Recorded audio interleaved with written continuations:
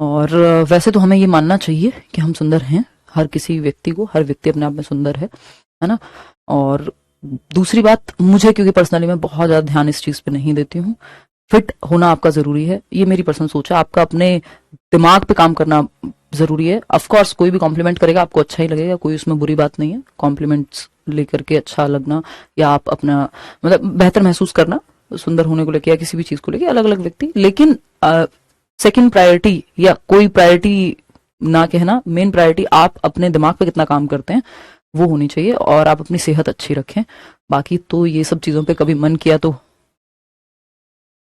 अच्छे बन के चले गए, और नहीं किया तो शर्ट में भी चले गए। मैं तो ये पहन के भी चले जाऊं तो मुझे कोई खास फर्क पड़ता नहीं है, बट समय के हिसाब से जब मन करे, जैसा मन करे।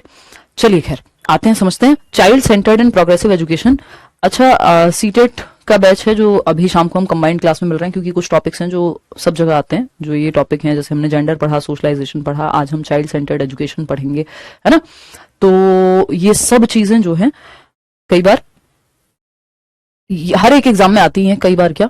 3 बजे वाली क्लास मैं आपकी कल से कंटिन्यू करूंगी, जो सीटेट के बैच में अलग से होनी है, उसमें डेवलपमेंट चल रहा था, तो आप उसको लेके चिंतित ना हो।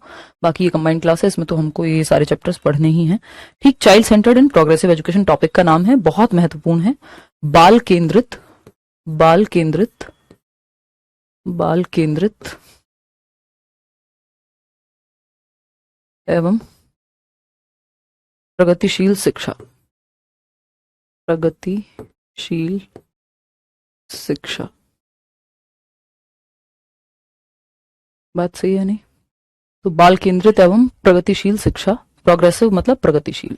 टीचर्स का प्रोग्रेसिव होना बेहद महत्वपूर्ण है, प्रगतिशील होना विचारों में। आप, मैं, जो भी लोग टीचिंग से जुड़े हुए हैं, इवन टीचर्स का काम है सोसाइटी को आगे लेकर के जाना, कुप्रथाओं को तोड़ना, है ना। बात सही है आयुषी? चलिए, तो अगर हम बात करें तो बाल केंद्रित एवं प्रगतिशील शिक्षा, तो आपको शिक्षा ऐसी देनी है जो समय, वर्तमान को ध्यान में रख करके और फ्यूचर के लेकर के विजनरी आप हो। बेसिकली बच्चे को सेंटर में रखना है, क्योंकि बच्चा ही सेंटर है एजुकेशन का। बच्चे के लिए शिक्षा है, शिक्षा के लिए बच्चा नहीं है, या फिर स्कूल के लिए बच्चा नहीं है, बच्चे के लिए स्कूल बनाए गए हैं। तो हमें बच्चे को सेंटर में रखना है। अपने टीचिंग मेथड्स को सेलेक्ट करते समय कि हम किस तरीके से पढ़ाएंगे, है ना, कौन से वो तरीके हैं, कौन से वो टॉपिक्स हैं, किस तरह से हम बेहतर तरीके से बच्चे को समझा सकें, बच्चा सीख सके अपने पेस पे अपनी। हाँ, ये चाइल्ड सेंटर एजुकेशन 3 चीजें मान करके चलती है बाय नेचर बच्चे के बारे में। क्योंकि कई बार क्या करते हैं टीचर्स, या कई बार आप भी एग्जाम में फंस जाते हैं, आपको ऐसे ऑप्शंस दिए जाते हैं टीचिंग एप्टीट्यूड के क्वेश्चंस में, जिसमें कहा जाता है कि भाई बच्चा जो है पढ़ना ही नहीं चाहता, बच्चे में कमी है ना। हाँ, हाँ, नहीं बिल्कुल सही बोल रहे हो। मौसमी, मौसमी हो सकता है आपका नाम हो, बस CHUMI लिखा है आपने।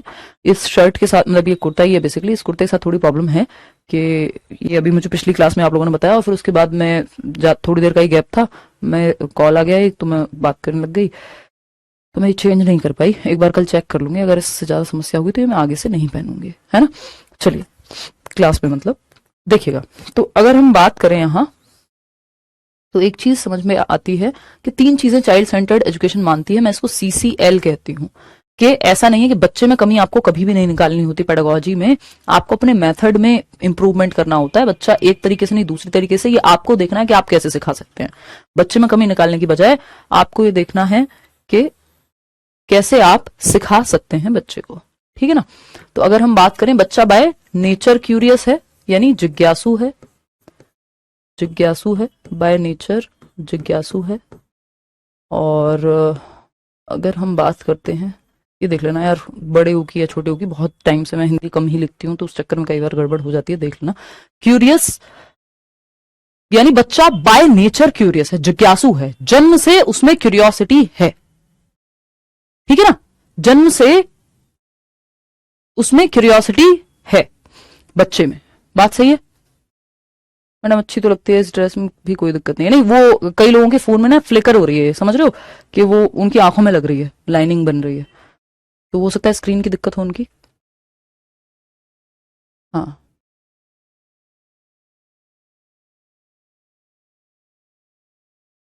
हम्म। अनीशा, हर जगह आप हर बात नहीं कह पाएंगे, क्योंकि वो समस्या बन जाएगी।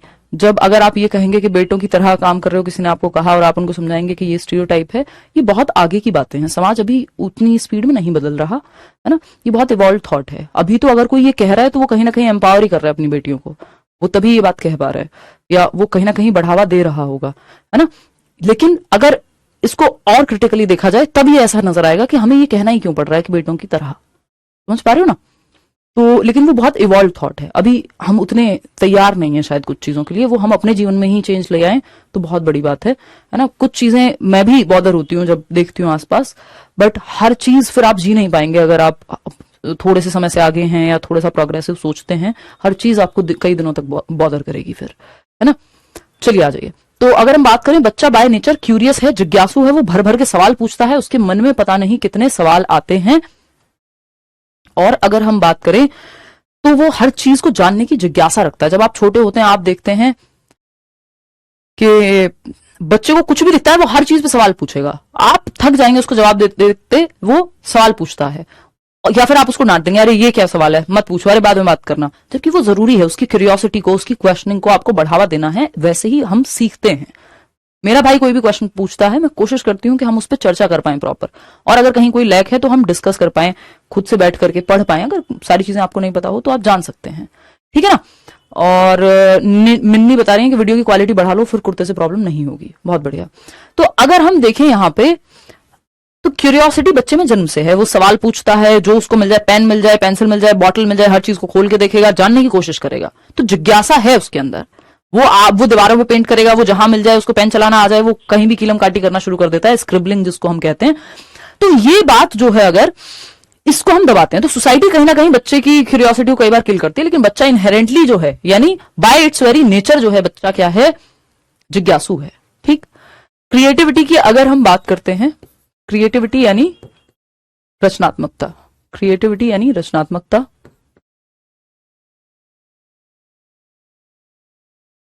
रचनात्मकता क्या है?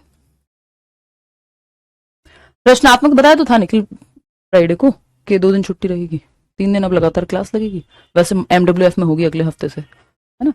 तो पिछली क्लास अटेंड नहीं करते हो फिर बाद में परेशान होते हो, सब बताया हुआ है। क्रिएटिविटी क्या है? रचनात्मकता, कुछ नए करने की क्षमता, कुछ नए ढंग से सोचने की क्षमता। तो हर बच्चा बाय इट्स वेरी नेचर जो है वो क्या है, बाय हिज और her very nature is creative, रचनात्मकता की क्षमता रखता है। जब आप वो ड्राइंग बनाता है पहली बार और आप कहते हैं दीवार गंदी मत करो, बजाय कि उसको एक बोर्ड ला के देने के या कोई ड्राइंग बुक ला करके देने के, जब वो क्वेश्चन पूछता है तो आप उस क्वेश्चन को छट करा देते हैं, बंद करा देते हैं, तो आप बच्चे को कहीं ना कहीं आप उसके पोटेंशियल को बाहर आने का मौका नहीं देते हैं। तो क्यूरियोसिटी की अगर हम बात करें, क्रिएटिविटी की अगर हम बात करें, तो रचनात्मकता क्या है? कुछ नया करने की क्षमता, learning, ability to learn, ability to learn, यानी हर एक बच्चा सीखने की क्षमता के साथ जन्म लेता है। हमें ये मान के चलना होता है, या ऐसा है ना, ये भी कह सकते हो। एबिलिटी टू लर्न यानी सीखने की क्षमता, सीखने की क्षमता, सीखने की क्षमता।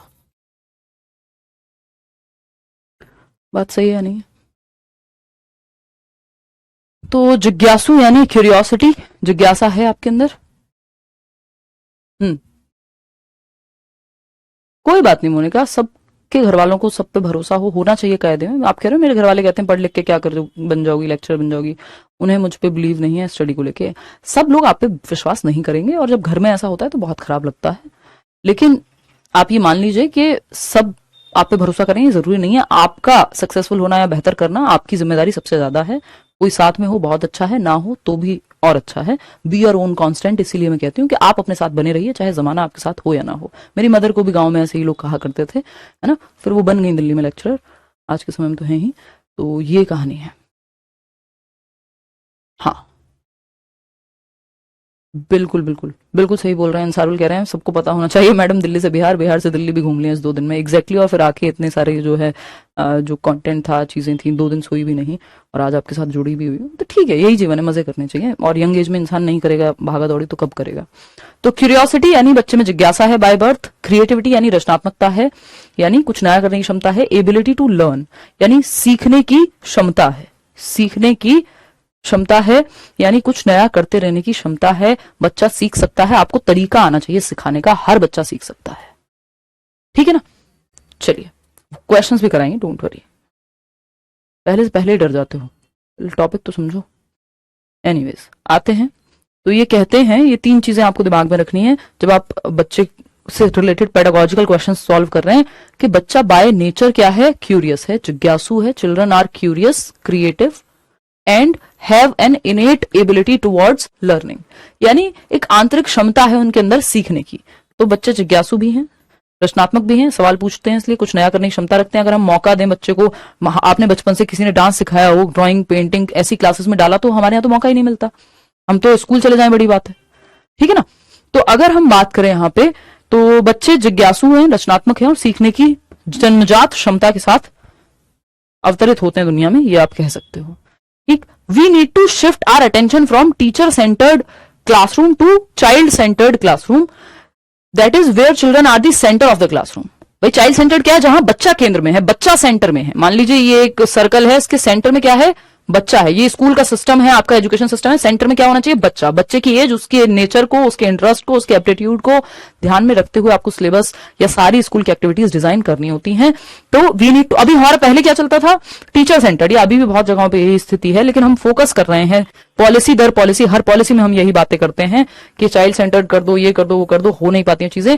एक है ट्रेडिशनल टीचिंग अप्रोच, जो ट्रेडिशनल मेथड्स हैं पढ़ाने के, यानी पारंपरिक तरीके जो चले आ रहे हैं, है ना, ट्रेडिशनल तरीके, पारंपरिक तरीके। तो traditional methods of teaching, traditional methods of teaching,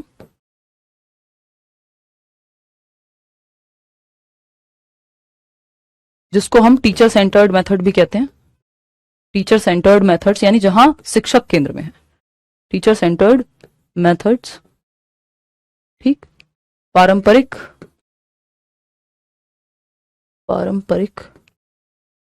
तरीके सिखाने के।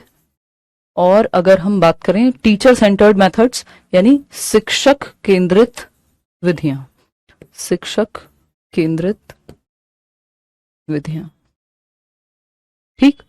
मतलब परंपरा में जो था कि भाई टीचर ही सेंटर में है, टीचर के ही हिसाब से सारे मेथड सेलेक्ट होंगे, उनको किस मेथड से पढ़ाना है, बच्चा क्लास में सो जाए, जैसे एक मेथड होता है जिसका मैं भी कुछ हद तक आपको इस्तेमाल करते हुए नजर आ रही हूँ, क्योंकि उसका एक फायदा भी है कि बहुत कम समय में बहुत सारी चीजें डिलीवर हो जाती हैं। लेक्चर मेथड, व्याख्यान विधि, अब ये बड़े बच्चों के लिए तो ठीक है, लेकिन जो छोटे बच्चे हैं उनके लिए समस्यात्मक हो जाता है, ठीक है ना।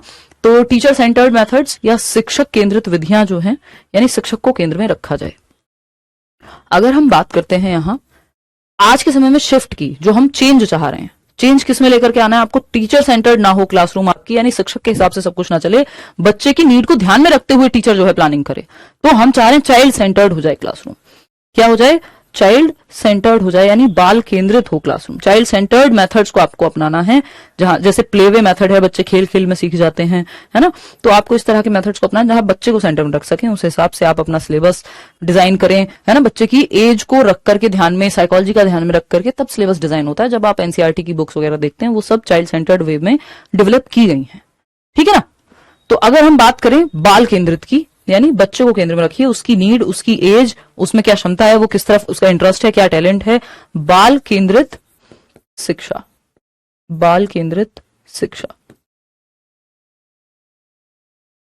बात सही है नहीं है। तो अगर हम बात करें ट्रेडिशनल मेथड्स, जिनको हम टीचर सेंटर्ड मेथड्स भी कह सकते हैं, और चाइल्ड सेंटर्ड मेथड्स जो कि बच्चे को सेंटर में रखे किए जाते हैं, तो we need to shift our attention from teacher centred यानी शिक्षक केंद्रित विधियों से हमको जो अपनी अटेंशन है वो कहां शिफ्ट करनी है, चाइल्ड सेंटर्ड विधियों पे, that is where children are the centre of the classroom. तो हमें अपना ध्यान शिक्षक केंद्रित कक्षा से बाल केंद्रित की तरफ लेकर के जाना है, कि टीचर के हिसाब से ना हो चीजें, मतलब टीचर है इन्वॉल्व, टीचर फैसिलिटेटर है, जिसको हम सुविधा दाता कहते हैं। टीचर का काम एक गार्डनर के जैसा है कि आप सही माहौल दो बच्चे को, सही आपका जो वो फर्टाइल भूमि जो होती है, यानी एक उपजाऊ मिट्टी आप डालिए, हवा पानी दीजिए जब जरूरत हो, लेकिन ये नहीं है कि आप जबरदस्ती पौधे को खुद से बढ़ाने की कोशिश कर रहे हैं, ठीक है ना। तो हमें अपना ध्यान शिक्षक केंद्रित से, यानी जो ट्रेडिशनल या ओल्ड मेथड्स हैं उनसे बाल केंद्रित या प्रोग्रेसिव जो आपके प्रगतिशील मेथड्स हैं, मॉडर्न मेथड्स हैं, उनकी तरफ हमें लेकर के जाने की आवश्यकता है। यानी बच्चा कक्षा का केंद्र होना चाहिए, ऐसे मेथड्स को हमें फोकस में रखना है, बात सही है या नहीं है? चलिए, तो अगर हम टीचर सेंटर्ड की बात कर रहे हैं तो टीचर सेंटर्ड में क्या होता था या शिक्षक केंद्रित विधियों में क्या होता है? अगर टीचर सेंटर्ड अप्रोच है यानी आपने क्या तरीका अपनाया है, शिक्षक केंद्रित अगर कोई विधि है, शिक्षक केंद्रित विधियों में क्या होता है या क्लासरूम में क्या होगा कि टीचर ज्ञान का सागर है, उसमें सब कुछ भरा हुआ है और बच्चा जो है खाली बर्तन है, ब्लैंक स्लेट। इसको टैबुला रासा भी कहा है आपके जॉन लॉक ने 17वीं शताब्दी में, बट आपके लिए उतना महत्वपूर्ण नहीं है जानना। तो कि बच्चा, टीचर जो है ज्ञान से भरा हुआ एक जग है, जग और मग मेथड भी कह देते थे इसको, lecture method one of the teacher centred methods में से आता है, व्याख्यान विधि, कि बस टीचर व्याख्यान देता रहे, व्याख्याता भी बोलते हैं इसलिए लेक्चरर बोलते हैं, बट वो बड़ी क्लासेस के लिए होता है लेक्चरर, कि कम से कम 11th 12th का टीचर है जिसको हम लेक्चरर कहते हैं, ठीक है ना। तो अगर हम बात कर रहे हैं टीचर सेंटर्ड में, टीचर ज्ञान का भरा हुआ भंडार है और बच्चा खाली बर्तन है जिसके अंदर वो ज्ञान क्या कर रहा है, ट्रांसफर कर रहा है। तो लर्नर यानी अधिगम करता, ये खाली बर्तन है जिसमें ज्ञान की बूंदें टपका रहा है टीचर, ये है कहानी, ठीक है। ये टीचर सेंटर्ड मेथड है, ये टीचर में ज्ञान भरा हुआ है, वो बच्चे में भर रहा है ज्ञान, अपने ज्ञान का जो है ट्रांसफर बच्चे में कर रहा है, ये है टीचर सेंटर्ड। ये ट्रेडिशनल या ओल्ड मेथड है, हालांकि बहुत जगहों पे आज भी ये यूज होता है, बट वो हमारे सिस्टम का कहीं ना कहीं कुछ हद तक फेलियर ही है। तो ट्रेडिशनल मेथड्स और अगर हम बात करें टीचर सेंटर्ड या ओल्ड मेथड, है ना, पुरानी पारंपरिक विधियां हैं ये जो टीचर सेंटर्ड अप्रोच है, इसको ना अपना करके आपको मॉडर्न डे अप्रोच अपनानी है। आपको शिफ्ट चाहिए टीचर सेंटर्ड से चाइल्ड सेंटर्ड की तरफ, जहां बच्चा सेंटर में हो, बच्चे के हिसाब से गतिविधियां जो हैं यानी एक्टिविटीज जो हैं वो प्लान की जानी चाहिए, ठीक है। तो यहाँ पे ये है चाइल्ड सेंटर्ड, ये किसका उदाहरण है, हमें शिफ्ट करना है इस टीचर सेंटर्ड से, हमें टीचर सेंटर्ड से, जो कि यहाँ पे है एक तरफ एक भरा हुआ बर्तन है, इस भरे हुए बर्तन से खाली बर्तन जो कि बच्चा है, इसको आप टीचर कह लीजिए, और ये है जो आपका स्टूडेंट, तो इसमें भर देना है आपको ज्ञान को। ये जग और मग, इस जग से इस मग में ट्रांसफर कर दिया, ये गलत तरीका है टीचर सेंटर्ड, ये एक गलत तरीका है। बात करते हैं चाइल्ड सेंटर्ड पे, तो अगर हम चाइल्ड सेंटर्ड की बात करेंगे तो चाइल्ड सेंटर्ड में आप बच्चे को पौधे की तरह ट्रीट करते हैं, उसको सही माहौल देते हैं, एनवायरनमेंट अच्छा देते हैं, बट बच्चे की नीड्स को ध्यान में रख करके ही आप क्या करते हैं, अपने मेथड्स प्लान करते हैं। बच्चे की नीड्स, यहां एक बच्चा बना देती हूं, बच्चे की नीड्स को ध्यान में रखते हुए, नीड्स और बच्चे की नीड्स हो गई उसकी एज, उसका एप्टीट्यूड, वो किस तरफ अच्छा करने की क्षमता रखता है। विराट कोहली को अगर क्रिकेट में नहीं डालते और पढ़ाई के लिए ही उकसाते रहते तो हो सकता है आज वो विराट कोहली ना होते। तो आपको एप्टीट्यूड भी देखना होता है कि बच्चे में क्या करने की क्षमता है, क्या किस तरफ उसका रुझान है, किस तरफ उसका इंटरेस्ट है। समझ पा रहे हैं बात को? तो बच्चे को ध्यान में रख करके एक अच्छा एनवायरमेंट, जिसको हम कहते हैं कॉन्ड्यूसिव एनवायरमेंट देना है आपको। चाइल्ड सेंटर्ड एजुकेशन क्या कह रही है, आप समृद्ध परिवेश दीजिए जहां से बच्चा आगे बढ़ सके। तो चाइल्ड सेंटर्ड एजुकेशन ये कहती है, चाइल्ड सेंटर्ड एजुकेशन क्या कह रही है, चाइल्ड सेंटर्ड एजुकेशन क्या कह रही है, चाइल्ड सेंटर्ड एजुकेशन की अगर हम बात करें तो वो एक चीज कहती है, क्या है वो, कि आप कॉन्ड्यूसिव एनवायरनमेंट दीजिए बच्चे को, कॉन्ड्यूसिव एनवायरनमेंट दीजिए, कॉन्ड्यूसिव एनवायरनमेंट दीजिए, ठीक है। कॉन्ड्यूसिव एनवायरनमेंट बोले तो समृद्ध परिवेश, समृद्ध परिवेश, समृद्ध परिवेश, समृद्ध परिवेश, ठीक, क्लियर है। समृद्ध परिवेश क्या है, जहां आगे फलने फूलने की प्रॉपर अपॉर्चुनिटीज हो, कि बच्चा फल फूल सके, जो भी उसमें बेस्ट है वो बाहर निकल करके आए, उसका पोटेंशियल बाहर निकल करके आए, है ना। तो ये समृद्ध वातावरण है, बहुत ही पॉजिटिव शब्द है ये, जहां आपको देखिए पेपर में समझ जाइए अच्छी बात हो रही है। तो कॉन्ड्यूसिव एनवायरनमेंट आपको देना है, ऐसा एनवायरनमेंट जो रिग्रेसिव ना हो, जो पीछे दबाए ना बच्चे को, रिप्रेस ना करे, वो उसके अंदर की क्षमताओं को बाहर निकाल करके लाए, समृद्ध करे बच्चे को। बेसिकली सिंपल हिंदी में समृद्ध परिवेश इसीलिए कह रहे हैं क्योंकि उसको अपॉर्चुनिटीज, ऐसे अवसर दें आप जिससे बच्चा खेले कूदे, पढ़े, उसके दिमाग का, उसके शरीर का, उसके संज्ञान का, जिसको हम कहते हैं दिमाग को ही, तो उसके जो भी हमारे 4 विकास के प्रकार हैं, कि वो शारीरिक रूप से बेहतर हो, वो संज्ञानात्मक रूप से बेहतर हो, सोशली बेहतर हो, वो इमोशनली बेहतर हो। बात सही है नहीं है? तो टीचर सेंटर्ड मेथड्स को टैबुला रासा सबको कहना गलत होगा, बट हाँ वो वही अप्रोच है उनकी कि बच्चों को कम पता है और आपको ज्यादा पता है ना, जो कि कहना गलत होगा। चलिए खैर आगे बढ़ते हैं। Teacher centred to child centred. Teacher centred approach to child centred, यानी शिक्षक केंद्रित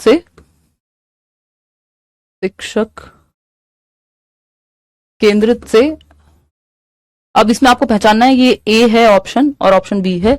आपको पहचानना है टीचर सेंटर्ड का उदाहरण कौन सा है ना। शिक्षक केंद्रित विधियों से बाल केंद्रित की तरफ आपको शिफ्ट होना है। बहुत आसान टॉपिक है, आपको नया है इसलिए थोड़ा सा लग रहा होगा। बाल केंद्रित, ये मैं by the end of this topic आप बिल्कुल आपके दिमाग में बैठ जाएगा ये, ठीक है ना। तो अगर हम बात करते हैं teacher centred to child centred, शिक्षक केंद्रित से बाल केंद्रित की ओर, आपको ए और बी में से जवाब देना है कि कौन सा एक शिक्षक केंद्रित का उदाहरण है। हाँ, टैबुला रासा टीचर सेंटर्ड मेथड्स ही हैं, हालांकि टैबुला रासा मतलब आप कह सकते हो कि वो सपोर्ट में है, वो अलग कॉन्सेप्ट है खैर, बट टैबुला रासा ही मान रहे हैं कहीं ना कहीं टीचर सेंटर्ड मेथड में। ए है कि बी है? टीचर सेंटर्ड मेथड पहचानो आपको इस एग्जांपल से। ये मान लो आप ये बच्चे हैं, है ना, ये बच्चे हैं जो छोटी छोटी ऑल पेन्स हैं, और ये बड़े वाली जो क्लिप है ये टीचर है, ठीक है ना। देखिएगा,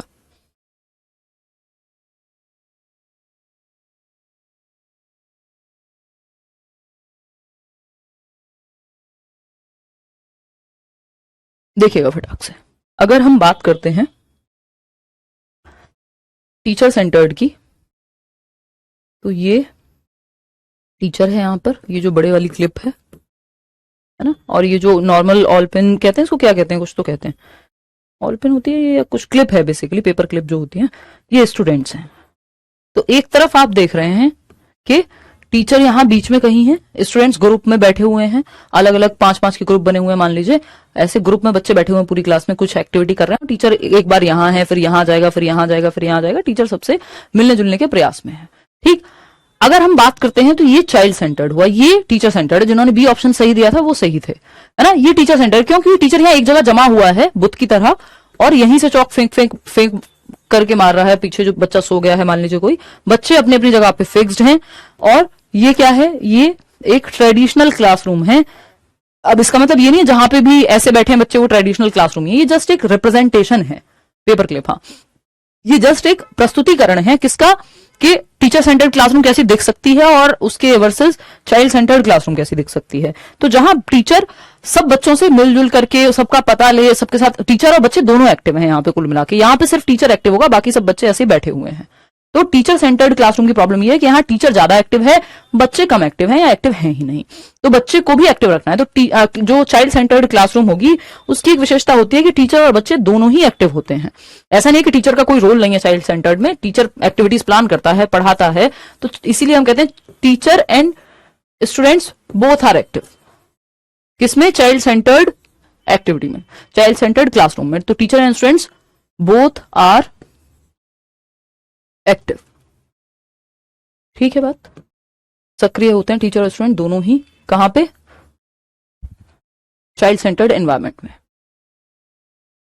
जो टीचर सेंट्रिक क्लासरूम होगा वहां टीचर ही ज्यादा एक्टिव मिलेगा आपको, ठीक है बात, कोई दिक्कत नहीं है। चलिए आगे बढ़ते हैं। चाइल्ड सेंटर्ड एजुकेशन और किन किन चीजों पर फोकस करती है, एक एक करके चर्चा कर लेते हैं। Focus on child's current life and experiences, बहुत विशेष ध्यान से सुनिएगा कि बच्चे के वर्तमान जीवन पे, जिसको प्रेजेंट लाइफ भी कह देते हैं, है ना। Focus on child's current life and experiences, जो बाल केंद्रित शिक्षा है वो बच्चे के वर्तमान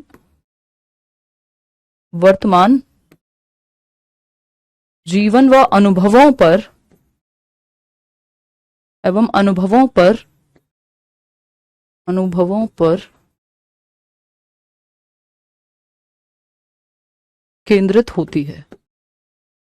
केंद्रित है,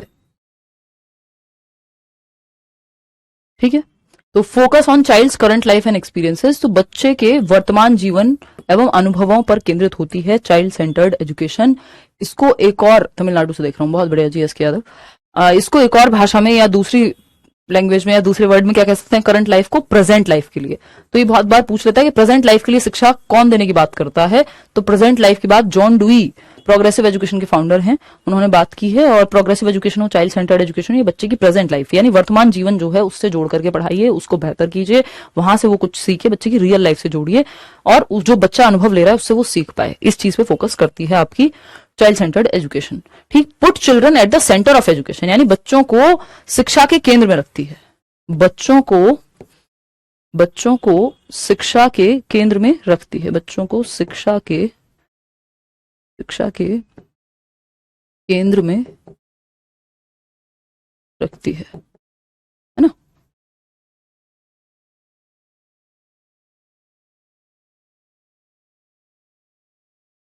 provide opportunities to harness their skill, यानी आपको अवसर देने हैं।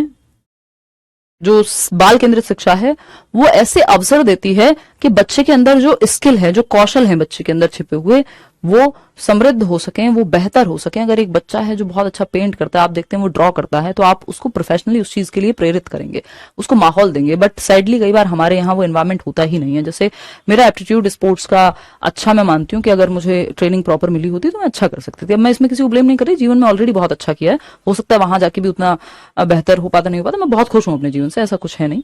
और ये बट मैं आज जब देखती हूँ, और शायद ये मैं वैसे नहीं कहती, बट ये सब पढ़ के आपका दिमाग थोड़ा और बेहतर समझ पाते हो आप, तो किसी ना किसी स्पोर्ट्स में, स्पेशली क्रिकेट का मुझे बहुत शौक था, मैं दिन दिन भर खेल भी रहती थी बिना ऑफिशियल मतलब प्रोफेशनली खेले, तो बेहतर किया जा सकता था। बट समय पे ट्रेनिंग मिलना, वो माहौल मिलना, ये सब भी बहुत बड़ा रोल प्ले करता है। आपको कैसे टीचर्स मिले हैं, आपको आपके पेरेंट्स कितने अवेयर हैं। वो एक दंगल का डायलॉग है ना कि चैंपियन पैदा नहीं होते, बनाए जाते हैं। तो एनवायरमेंट का भी बहुत रोल होता है बच्चे को शेप देने में, है ना। तो ऐसा एनवायरमेंट, ऐसे अवसर मिलने चाहिए बच्चे को। और ये नहीं, कई बार आप जबरदस्ती बच्चों को वो करते हैं। आपको बच्चे के अंदर का टैलेंट भी देखना है, या बच्चे के अंदर किस चीज को लेकर के झुकाव है वो भी देखना है, ठीक है ना। तो अगर हम देखें यहां, तो provide opportunities to harness their skill, आपको बच्चे को अवसर देने जिससे उसके अंदर जो छिपे हुए कौशल हैं वो बाहर विकसित होकर के आ सके। 5 चीजें आप ट्राई करते हैं। थोड़े से एजुकेटेड अमीरों के बच्चे, उनको पता नहीं वो बचपन से क्या क्या करा रहे हैं, वो स्विमिंग क्लासेस भी जा रहे हैं, वो डांस क्लास भी जा रहे हैं, वो गिटार भी सीख रहे हैं, वो छुट्टियों में दुनिया भी घूम रहे हैं, वो पता नहीं क्या क्या कर रहे हैं। और अगर इतने सारे में से कुछ ना कुछ में वो अच्छे निकल जाएंगे, मतलब माहौल तो मिला है, तो एक पर्सनैलिटी कैसी होगी, होलिस्टिक पर्सनैलिटी बन जाएगी अगर इस तरह का माहौल मिल रहा है तो। हालांकि इसका मतलब ये नहीं है कि जिनके पास बिल्कुल अपॉर्चुनिटीज नहीं है वो अच्छा नहीं कर रहे, ऑफकोर्स करते हैं, बट उनके लिए थोड़ी मुश्किलें ज्यादा होती हैं, ठीक है ना।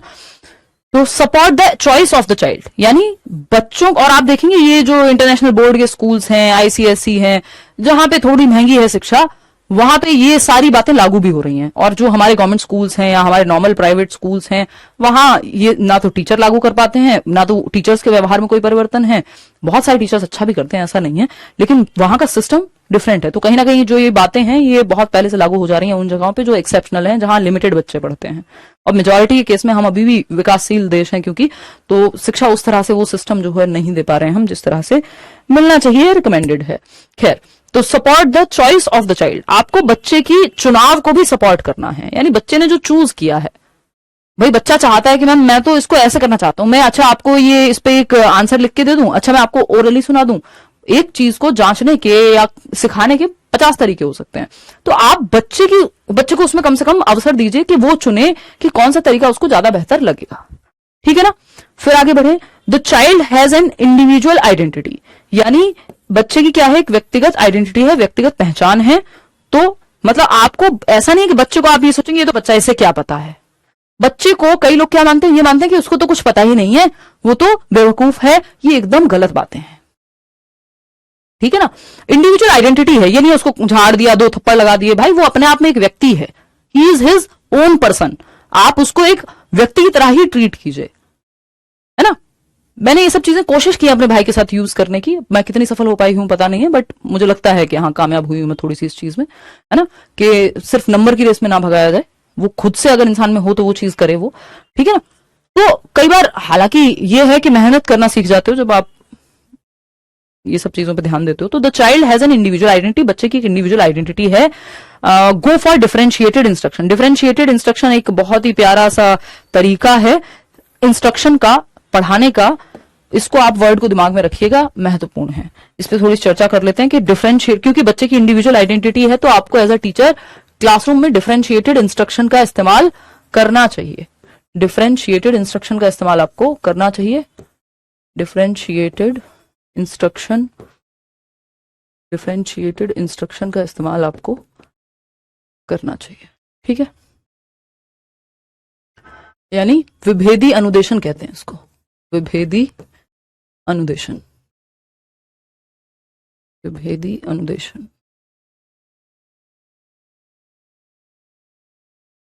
अगर हम बात करते हैं डिफरेंशिएटेड इंस्ट्रक्शन की, तो आपको बच्चे की नीड्स, उसकी एज, उसका इंटरेस्ट और जो भी बातें हैं उससे संबंधित, उनको ध्यान में रखते हुए अपने टीचिंग मेथड्स में परिवर्तन करने चाहिए। इसी को आसान भाषा में डिफरेंशिएटेड इंस्ट्रक्शन हम कह सकते हैं। और आप वेरिइंग लेवल ऑफ डिफिकल्टी पे पढ़ाना जानते हैं।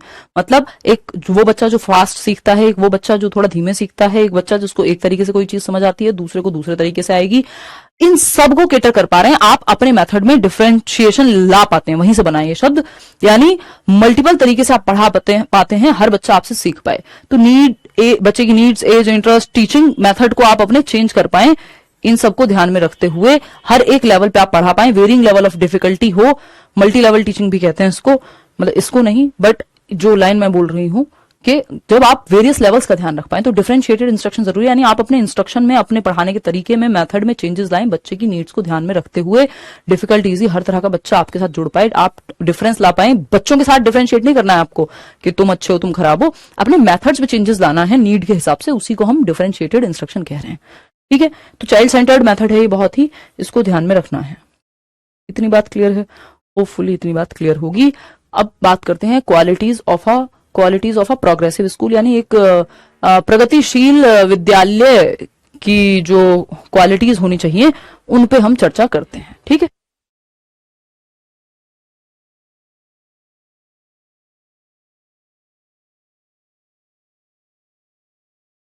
त्यासा कह रहे हैं मैं कभी डिमोटिवेट हो जाती हूँ तो खुद को कैसे मोटिवेट करूं। त्यासा, जीवन आपका है, जिम्मेदारी आपकी है, आपको इसको बेहतरीन तरीके से जीना है, संघर्ष भी करना है और उसमें खुश भी रहना है। तो ये सारी जिम्मेदारियां आपके कंधों पे हैं, है ना। बहुत लोग हैं दुनिया में, आपको हर तरह के लोग मिल जाएंगे, बशर्ते आप अपने जीवन में वो कर रहे हो जो आपके लिए जरूरी है ना। चलिए, qualities of a progressive school, यानी एक प्रगतिशील विद्यालय। देखिए, प्रोग्रेसिव स्कूल्स खोले गए जॉन डुई के द्वारा, इनको फादर ऑफ प्रोग्रेसिव एजुकेशन कहा जाता है। प्रोग्रेसिव एजुकेशन की जब हम बात कर रहे हैं, क्योंकि child centred and progressive education topic है ना आज का, यानी जो बच्चे को सेंटर में रखती हो, है ना। तो प्रोग्रेसिव एजुकेशन जो है, चाइल्ड सेंटर्ड एजुकेशन का जो आइडिया है, उसको पूरी तरह से ध्यान में रखती है, सपोर्ट करती है ना, ध्यान में रखती है और सपोर्ट करती है। प्रोग्रेसिव एजुकेशन, प्रोग्रेसिव एजुकेशन यानी प्रगतिशील शिक्षा।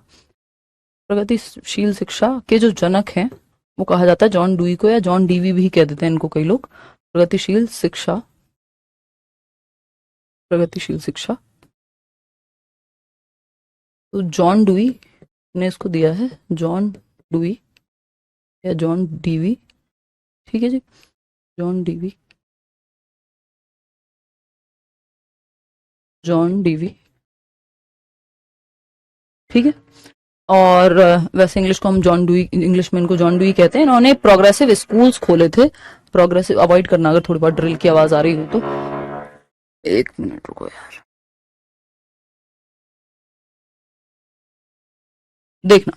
तो प्रोग्रेसिव एजुकेशन के जनक हैं ये, फादर ऑफ प्रोग्रेसिव एजुकेशन कहा जाता है जॉन डुई को, फादर ऑफ प्रोग्रेसिव एजुकेशन कहा जाता है जॉन डुई को।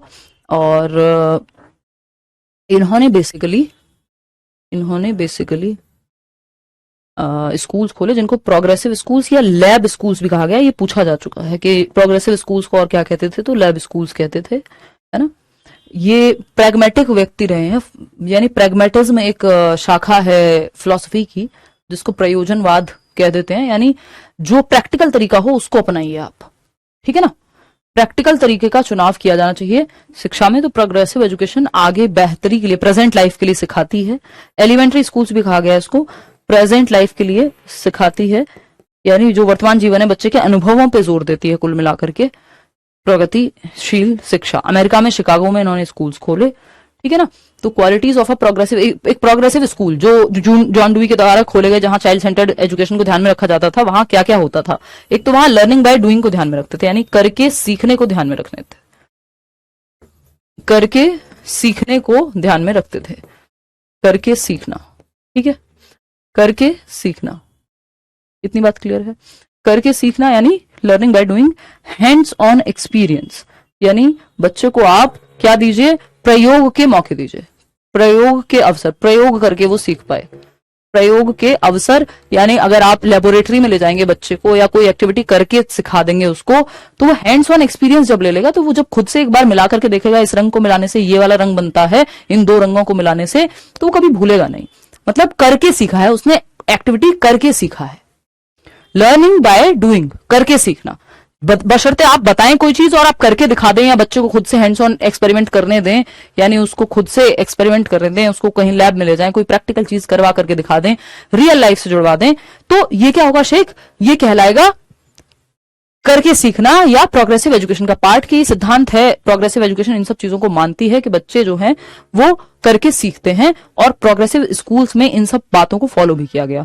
ठीक, फिर आता है problem solving and critical thinking पे जोर देती है प्रोग्रेसिव एजुकेशन। बहुत ही बेहतरीन मेथड्स हैं सिखाने के इसमें।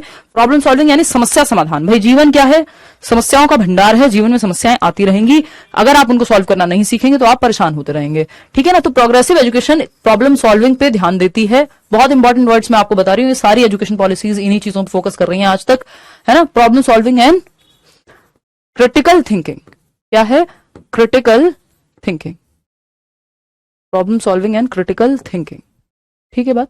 तो अगर हम देखते हैं समस्या समाधान, समस्या समाधान, समस्या समाधान एवं समस्या समाधान एवं समालोचनात्मक चिंतन, एवं समालोचनात्मक चिंतन,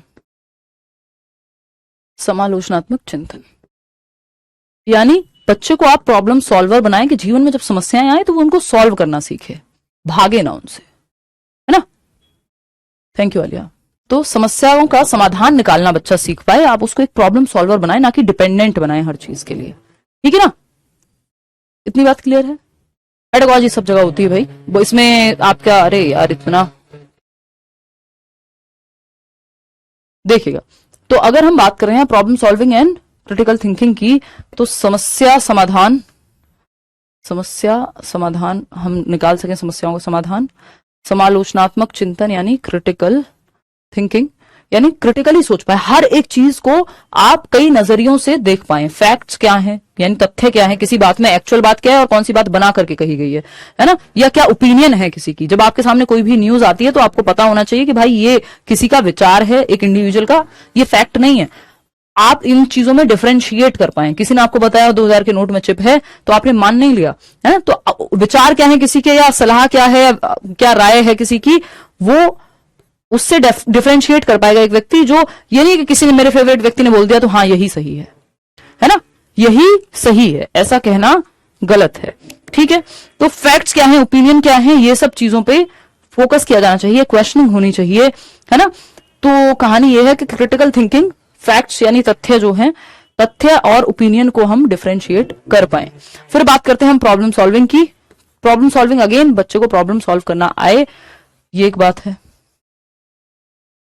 तो समस्या समाधान एवं समालोचनात्मक चिंतन, ये सब चीजें हम सिखा पाए बच्चे को, हर एक चीज का एनालिसिस करना आए, वो सही क्या है गलत क्या है खुद से सीख पाए, एनालिसिस सिंथेसिस करके अपने ज्ञान का निर्माण स्वयं से कर पाए, क्वेश्चन पूछे, ये सब क्रिटिकल थिंकिंग में आता है ना। एनालिसिस यानी विश्लेषण, चीजों की गहराई में जाना, ये नहीं है जस्ट किसी ने कहा और मान लिया आपने, है ना। क्वेश्चनिंग करना, समस्या समाधान, प्रॉब्लम सॉल्विंग, समस्याओं का समाधान निकालना, ये दो चीजें आपकी क्रिटिकल हैं किसमें, प्रोग्रेसिव एजुकेशन के स्कूल्स की क्वालिटीज हैं, गुणों में आती हैं कि ये प्रोग्रेसिव स्कूल्स में सिखाया जाता था कि वर्तमान जीवन की समस्याएं, ऐसे एक्सपेरिमेंट्स, इन सबको सिखाएं, आप समाज में चेंजेस लाएं। Life long learning and social skills, यानी आप जीवन पर्यंत सीखते रहें और सामाजिक कौशलों को विकसित करते रहें। Life long learning and social skills, जीवन पर्यंत बच्चा एक लर्नर बना रहे। मैं अपने जो भी मेरे सोशल मीडिया प्रोफाइल से मैं वहां लिखती भी हूँ, अ लर्नर फॉर एवर। मेरे चैनल का नाम भी है लेट्स लर्न, है ना। तो वो क्यों है? क्योंकि आप जीवन भर अगर सीखते रहेंगे तो आप हमेशा बेहतर बनते रहेंगे। तो लाइफ लॉन्ग लर्निंग एटीट्यूड। और दूसरा सोशल स्किल्स को भी सिखाने की बात करती है, सामाजिक कौशलों को। सामाजिक कौशल क्या होते हैं? आप एक दूसरे का साथ दें, कोऑपरेट करें, बदलाव लाएं जहां जरूरत हो, है ना, केयर करें, एम्पैथी हो आपके अंदर। तो सामाजिक कौशल, टॉलरेट करना, टीम वर्क करना, है ना, कि टीम में अगर अभी कल आरसीबी मैच जीती है, भाई टीम वर्क है वो। तो अगर आप सब मिलकर के हम नहीं रहेंगे ह्यूमंस, क्योंकि ह्यूमंस क्या है, सोशल एनिमल हैं, तो थोड़ा सा हमें कोऑपरेशन चाहिए होता है। कई बार नहीं बनता, हम अपने तरीके के लोग ढूंढ लेते हैं कि हमारे दोस्त हैं तो वो 5 दोस्त हैं, हमारा एक ग्रुप है, मान लीजिए। कोई ऐसे अलग अलग होते हैं ना लोग, आपके ऑफिस बडीज अलग हैं, आपके जिम में लोग अलग हैं, तो मतलब अलग अलग दुनिया है। लेकिन समाज में रहने वाला व्यक्ति है मनुष्य, तो उस हिसाब से वो जीवन भर सीखता है। दूसरा सोशल स्किल्स हो, कई बार हो सकता है आपके मन की बात जो आप जैसा सोचते हैं, मैं जाती हूँ कई बार ऐसी जगहों पे, कई बार मिलती हूँ ऐसे लोगों से, तो मेरे विचार उनसे बिल्कुल अलग हैं, बट मैं कई बार या तरीके से उस बात को कह देती हूँ ताकि सामने वाले को इंसल्टिंग महसूस ना हो, या फिर मैं शांत रहती हूँ, है ना। क्योंकि हर जगह बदलाव संभव भी नहीं है। कुछ लोग इतने चिकनी मिट्टी होते हैं, बिल्कुल उन पर कोई फर्क पड़ता नहीं है, ठीक है ना। हाँ, तो ये क्या है? ये सामाजिक कौशल, ये सोशल स्किल्स हैं कि आपको पता हो कहाँ कैसे आपको अडेप्ट करना है, मैनेज करना है, कहाँ बदलाव लाना है, किस बात पे बोलना है, किस बात पे चुप रह जाना है, वॉट एवर इट डिपेंड्स। मतलब ये तो मैं जस्ट आपको एग्जांपल दे रही हूँ सतही स्तर के। अदरवाइज कोऑपरेशन, टॉलरेंस, समाज में जो है आगे की तरफ सोचना, जो हम बात करते हैं ऑल्ट्रुइज्म की, भले के लिए सोचना लोगों के, ये सब सोशल स्किल्स में ही आ जाते हैं। Collaborative group work and development of social skills, ये बात हमारी हो चुकी है कि ये जो प्रोग्रेसिव एजुकेशन है ये सामाजिक कौशलों के को विकसित करने पे फोकस करती है। कोलैबोरेटिव ग्रुप क्या है? यानी सहयोग करना। बच्चे जो है ग्रुप में सीखें। जैसे मैंने आपको एग्जांपल भी दिया था कि बच्चे ग्रुप में कोई काम कर रहे हैं तो वो एक दूसरे से बहुत कुछ सीखते हैं, सामाजिक कौशल भी सीखते हैं कि मान लीजिए, और सामाजिक अवेयरनेस भी आती है। किसी के घर में क्या बना, डिफरेंसेस को क्या करना चाहते हैं, वो डिफरेंसेस को क्या कर सकते हैं, अप्रिशिएट किया जा सकता है, डिफरेंसेस के साथ जिया जा सकता है। मैं ऐसा सोचती हूँ, आप कुछ और सोचते होंगे, तीसरा व्यक्ति कुछ और सोचता होगा, लेकिन हम ये कहें कि नहीं ये डिफरेंस तो खत्म ही हो जाना चाहिए, आपको तो नहीं रहना चाहिए, वो गलत होगा फिर। ठीक, आते हैं नेक्स्ट पॉइंट है D emphasis on text books. यानी डी एम्फेसाइज करती है जो आपकी टेक्स्ट बुक्स हैं कि टेक्स्ट बुक सर्वसर्वा नहीं है, टेक्स्ट बुक ऑलमाइटी नहीं है। वो ऐसा नहीं है कि टेक्स्ट बुक में ही जो लिखा है उसके अलावा कुछ मत सिखाओ, और जो टेक्स्ट बुक में है सिर्फ वही पढ़ाओ। आपको जीवन से, रियल लाइफ से भी सिखाना है। डी एम्फेसाइज करना यानी जोर को कम करना या हटाना महत्व को। टेक्स्ट बुक ही सब कुछ नहीं है, बहुत सारे तरीके हैं सिखाने के। Text book is one of the sources, ठीक है ना जी दर्शो। तो ये क्या है? Text book is one of the sources. बहुत सारे सोर्सेज हैं सिखाने के। वो कोई चार्ट हो सकता है, कोई एग्जांपल हो सकता है, कोई एक्टिविटी हो सकती है, कोई मूवी, कोई आपने मैगजीन, कोई आपने इंटरनेट पे कोई आर्टिकल पढ़ा हो। बहुत सारे तरीके हो सकते हैं सिखाने के। Text book one of the तरीका है, सारे तरीकों का एकमात्र तरीका नहीं है। तो वन ऑफ द रिसोर्सेज, जितने भी संसाधन है उनमें से एक संसाधन है। ऐसा नहीं है कि टेक्स्ट बुक ही सब कुछ है। तो आप बच्चे को एक्टिविटीज भी कराइए, उसको बाकी चीजें भी सिखाइए।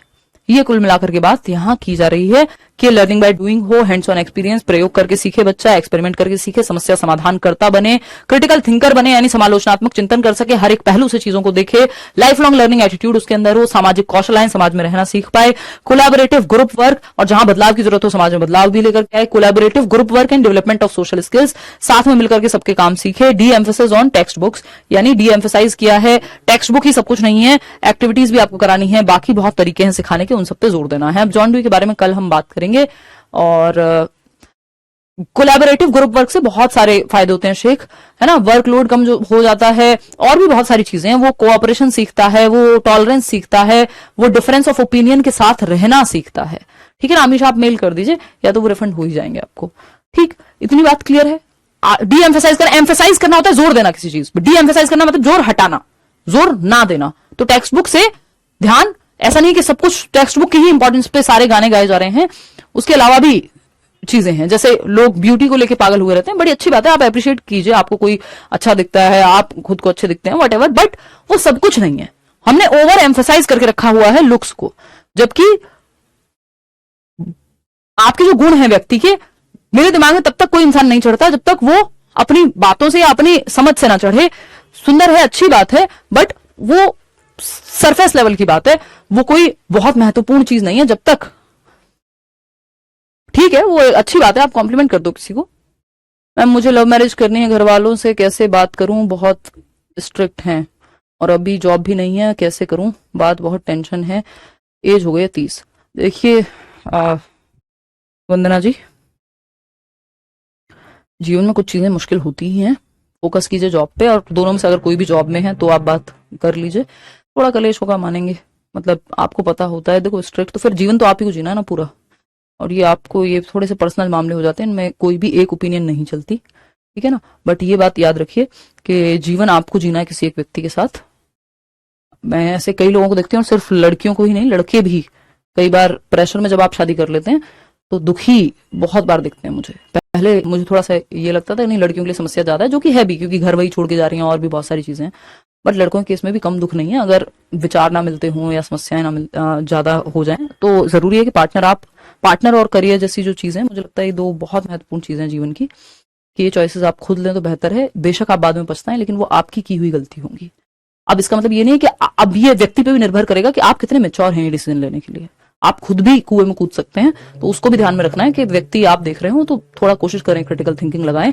ऐसा ना हो सिर्फ इमोशन में ही आप अंधे हो जाएं। सोचें, समझें, देखें आपने कुछ टाइम स्पेंड किया नहीं, बहुत सारी चीजें।